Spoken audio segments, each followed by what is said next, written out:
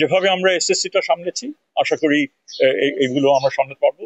এবং যতটুকু করণীয় আগে, অনেক আগের থেকেই প্রশ্নপত্রগুলো নির্দিষ্ট জায়গায় সেগুলো নিয়ে যাওয়া, সেগুলো একটা হেফাজতে রাখা এবং পরীক্ষার কিছুক্ষণ আগে সে সেন্টারগুলিতে নিয়ে আসা, সবকিছু মিলিয়ে খুবই মানে একেবারে ডিটেইল প্ল্যানিং এর মাধ্যমে সেগুলো করা হয়েছে।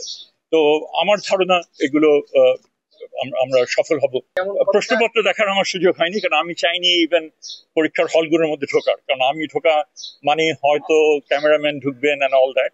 সো আমি বারান্দার বাইরে থেকে যতটুকু উকি দিয়ে দেখা যায় ততটুকুই দেখেছি, এবং যাতে ছাত্রছাত্রীরা যেন লিস্ট ডিস্টার্ব হয়।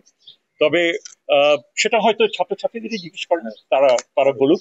এবং আমি নিশ্চিত যে হয়তো অনেকে বলবে খুব ভালো হয়েছে, কেউ কেউ বলবে খারাপ হয়েছে।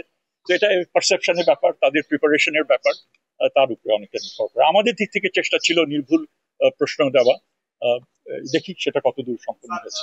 এখন আমাদের দিক থেকে চেষ্টা করা হয়েছে, তারাও হয়তো নজরে হয়তো নেবেন নেক্সট পরীক্ষার আগে। তাদের সঙ্গে যোগাযোগ করা হবে নেক্সট পরীক্ষার আগে, এবং আপনার এই প্রশ্নের মাধ্যমেই অনেকে অন্যান্য প্রতিষ্ঠানও তারা জানবেন এবং ভালো করেছেন এই প্রশ্নটা করে। এবং আমার আহ্বান থাকবে স্কুলগুলোর প্রতি, যে নির্দেশ দেওয়া হয়েছে সেগুলো যেন তারা যথাযথভাবে পালন করেন, যাতে এই ধরনের পরিস্থিতি আমরা এড়াতে পারি।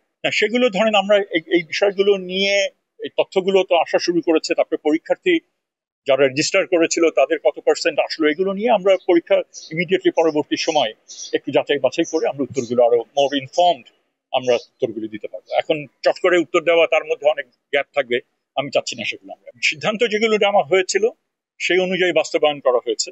এখন আসলে কতটুকু সেগুলো কার্যকরী হয়েছে সেগুলো পরীক্ষা সম্পন্ন হওয়ার পরে সেগুলো আমরা বলতে পারবো। এই প্রশ্নগুলো বোধহয় সঙ্গত প্রশ্ন, কিন্তু সেগুলো উত্তরগুলো আমার মনে হয় একটু সময় সাপেক্ষ ব্যাপার।